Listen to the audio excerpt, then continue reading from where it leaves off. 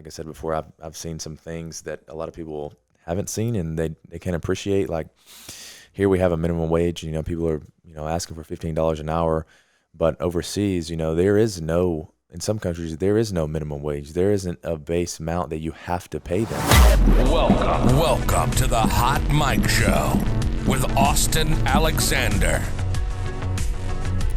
Well. This has been in the works for a very long time, and I'm finally glad to be launching the very first episode of the Hot Mic Show. I haven't decided to call this the Hot Mic Show particularly because it's going to be launching on podcast platforms pretty soon.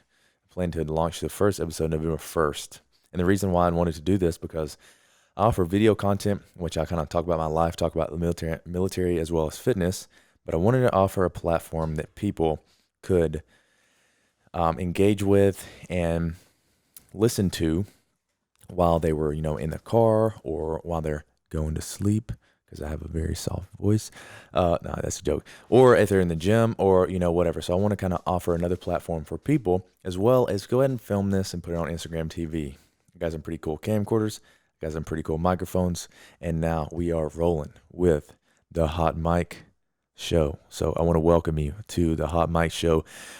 And I'm your host, Austen Alexander. If you are watching this on Instagram TV, you probably already know who I am. But if you're listening to a podcast platform, iTunes, Google Casts, whatever, Spotify, whatever, these millennials have nowadays, I want to welcome you.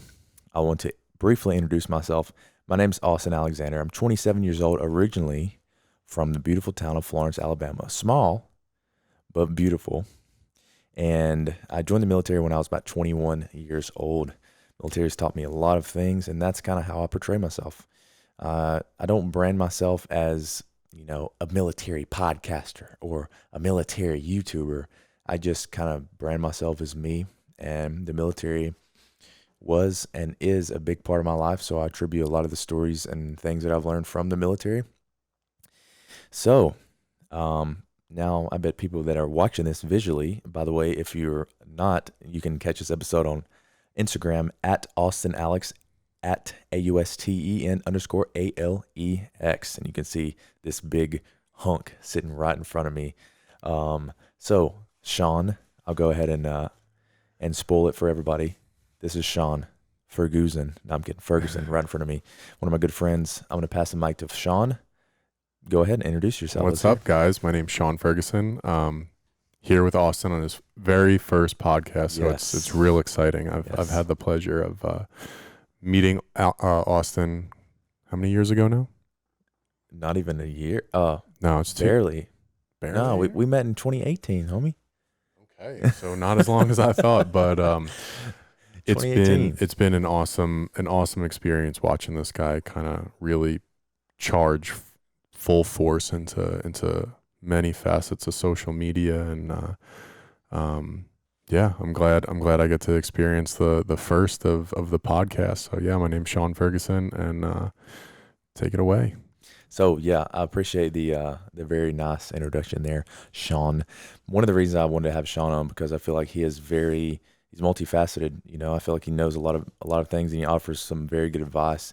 And if you can take one thing away from this podcast, then that's going to be good because I read a lot. I've read a lot of books, and sometimes I don't take anything from books. Sometimes I take lots of things, and sometimes I take one thing, and the one thing makes that book worth it for me. So if you're listening to this or watching on Instagram TV, whatever, however you're consuming it, if you can take away one thing from this podcast or this show, then I think it's going to be worth your while. And we're going to cover a lot of topics, so I think it's going to be very valuable, and it's going to kind of allow me to just let the chains loose and speak freely. Because with a YouTube channel, those of you who do not follow me on YouTube channel, it's the videos are kind of controlled. They aim towards a specific topic. And take, for instance, this episode, it's not really aimed at a specific topic. We're just kind of chatting with each other, talking about life, talking about whatever.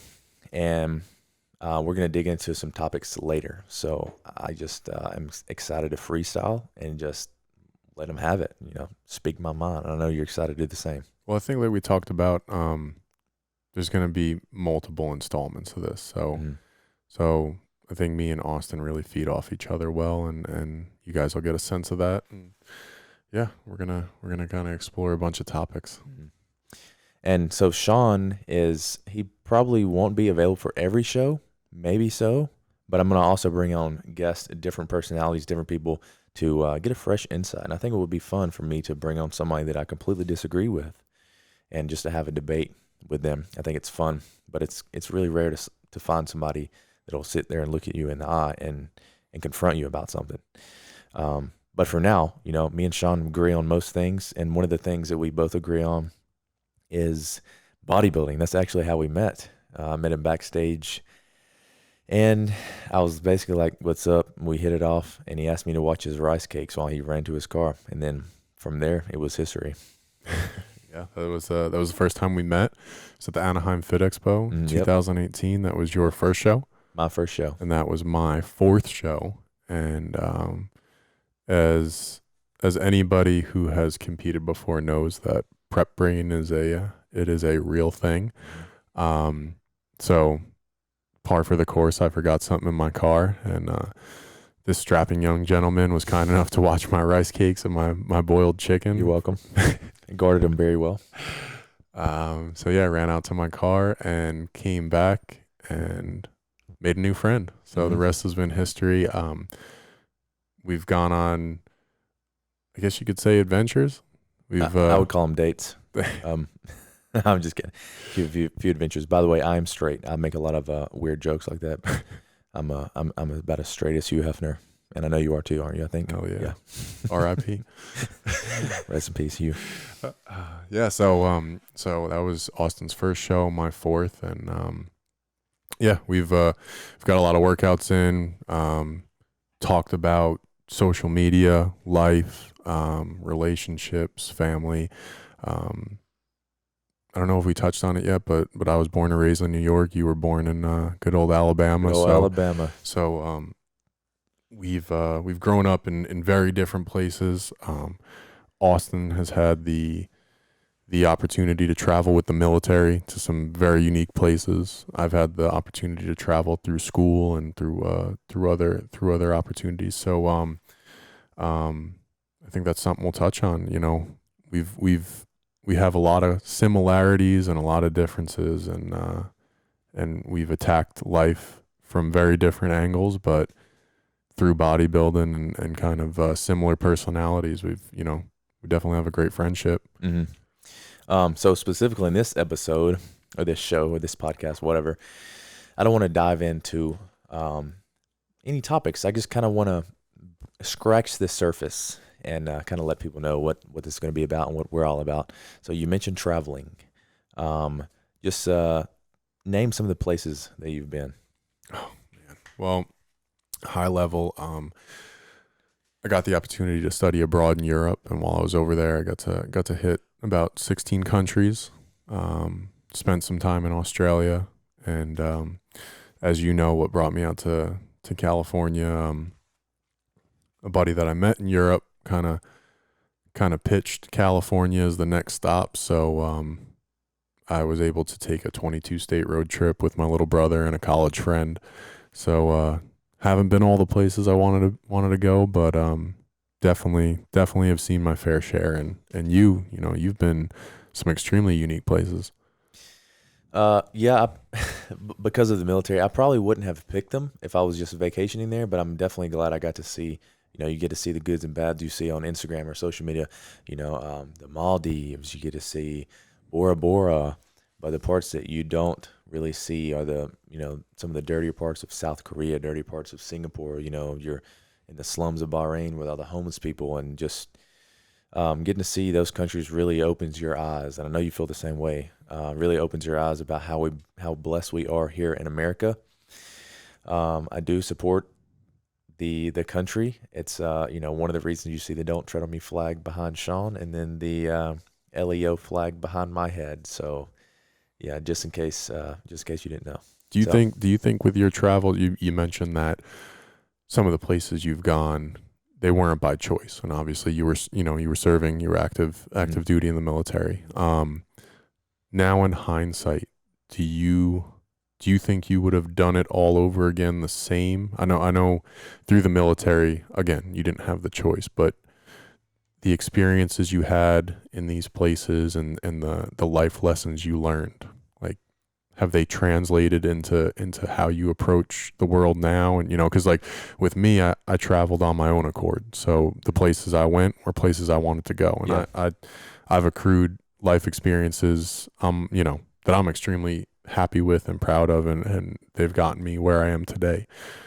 Do you feel the same way with the places that you've been, or were they just places you absolutely hated and you were like, I wish I was in Bali right now? No. So I kept an open mind, to all these places. You're pulling on a ship. You're halfway awake. You're just kind of there. I didn't really have a thought process like, oh, I'm here. I was just kind of had an open mind. I was busy taking in the landscapes, and it's something that I had never experienced before.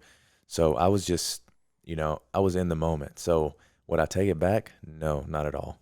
Because like I said before, I've seen some things that a lot of people haven't seen, and they can't appreciate. Like here we have a minimum wage. People are asking for $15 an hour, but overseas, in some countries there is no minimum wage. There isn't a base amount that you have to pay them. I was over there with these people called TCNs, third country nationals, and they were getting paid, just a few dollars a day, and they came in. They were the happiest people in the world just because they have a job.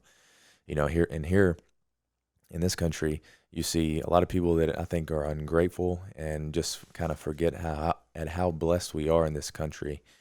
I'm not saying it's bad to want more, because you should always want more out of life, but just take some time and stop and appreciate it. Smell the roses, smell the blessings we have over here in this country. When you were pulling into these places, and I've never been part of the military, so maybe I'm not using the correct terminology, but when you pulled in, would you say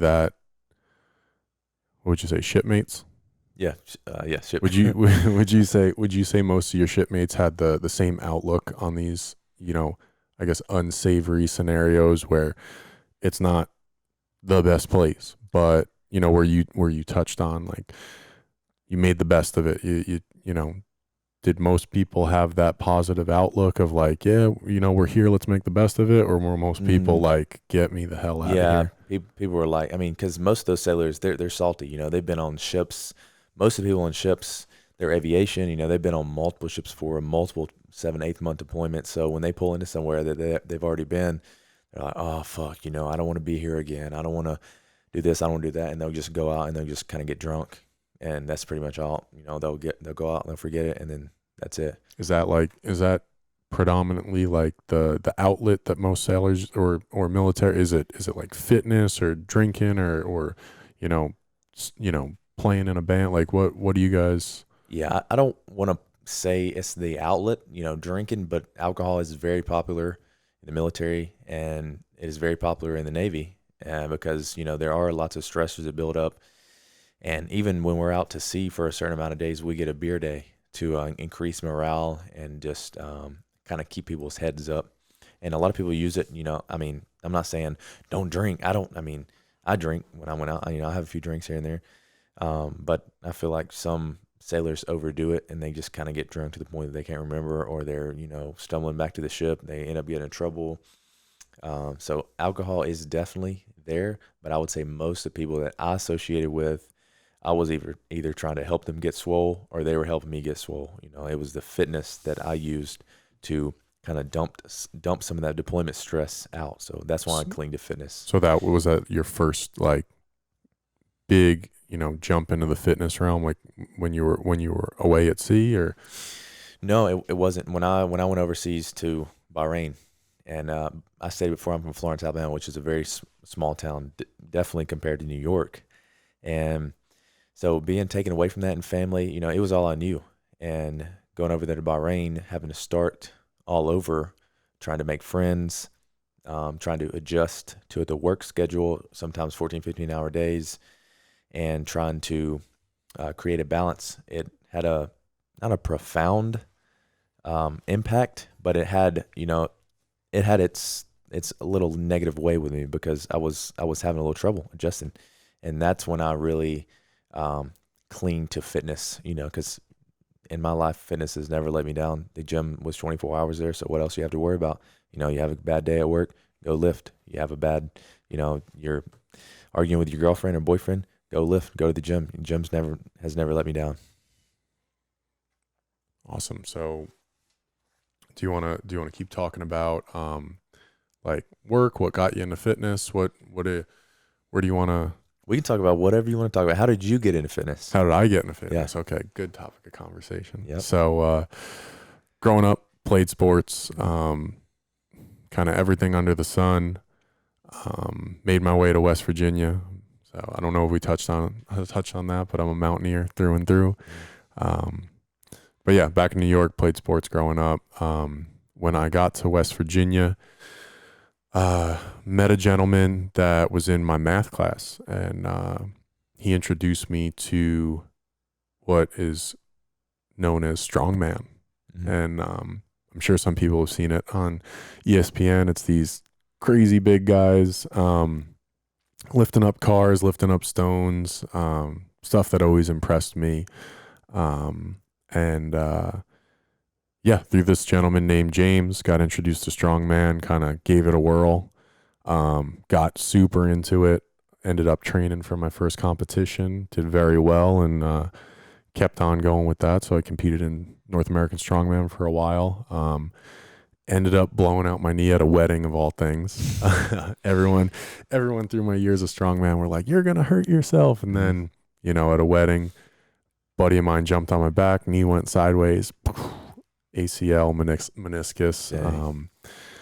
So made it back from that surgery, wasn't really healed up right, ended up having a second surgery, and to make a very long story short, still wanted to be competitive. Fell in love with competitive bodybuilding through strongman, and just realized after the knee surgeries that wasn't an option for me anymore. So kind of did some looking around, realized that purebred bodybuilding wasn't the look I was going for, and I found a division called men's physique.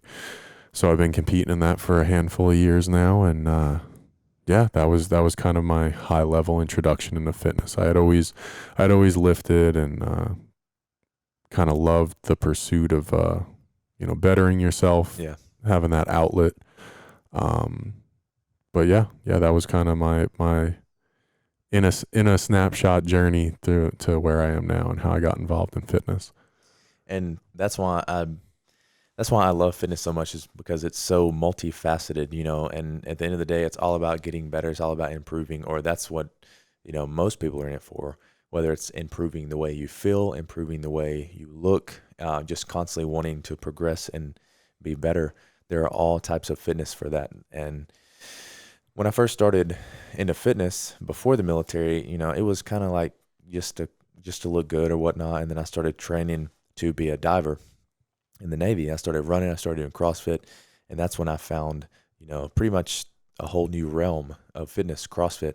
It wasn't to look a certain way, it was to feel great and to be at peak performance.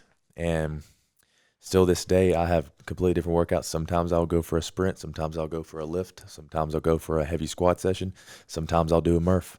It doesn't, I'm not restricted to any type of fitness. That's why I like fitness so much, because there's so many different avenues. It's crazy how that works, right? Like you kind of get your first taste for fitness, right? And you think, okay, like I get it, break a sweat, lift some weights, but there's so many avenues. There's CrossFit, there's strongman, there's there's long distance running and powerlifting. People get, there's so many avenues you could take to this great, like, spiritual and self-fulfilling, and you learn about yourself, you learn about the people around you, and I mean, kind of like you touched on, we've come from very different backgrounds and introductions to fitness, and it's like to connect on so many levels, and there's so many people out there that I've met through fitness, and it's like it's an amazing experience. It's a cool hobby, and there's so much more for people to learn about this avenue of self-expression. You know, that brings me back. When you said you meet so many people, I remember being overseas in Bahrain. We used to go to this gym called SWAT Gym, Serious Weight and Training Gym. And of course, we spoke English, and there was a lot of people over there that spoke Arabic and didn't speak any English. And most of the Arabic people over there did speak English, but specifically this group of people did not. So we walk into this gym, and we're all like, "Hey, how's it going?" And I try to shake the guy's hand. He shakes my hand, and he's not understanding anything I'm saying. And I'm like, "Oh, we're here to lift." He wasn't understanding what I was saying. I was like, "Day pass." He didn't understand anything. All the signs were in Arabic, and finally I just looked at him, and I just threw at me. But anyway, so I just look at this guy, and I make the flexing. I'm doing a little flex with my huge bicep, I'm and assuming automatically he was unimpressed. Well, he was, but he understood what was going on. Like, you need to start lifting now. Yeah, exactly. He's like, I don't care English or Arabic. Yep. Like, you need some help. He's like, "Let me get you in here ASAP." So he's like, shakes his head. He's like, ah. And then, we get a day pass in the gym, and you meet so many people, and these people were cool. They were smiling at us. They were taking pictures with us. They're like, "Oh, I've never seen an American before." That's what they were thinking, I bet. But yeah. It was a good time. And I met this guy in South Korea. He didn't speak a lick of English. And we were just looking at each other's quads. And it was kind of fun, but that sounds kind of weird now. Yeah, it sounds super weird. But I think what you're touching on is it's like this unspoken understanding that, like, people from many walks of life, even you and me, right? You grew up in Alabama, I grew up in New York. We lived very different lives. And we still connect, through this thing called fitness. Yeah, I agree. And so with that being said, with on the topic of bringing people together,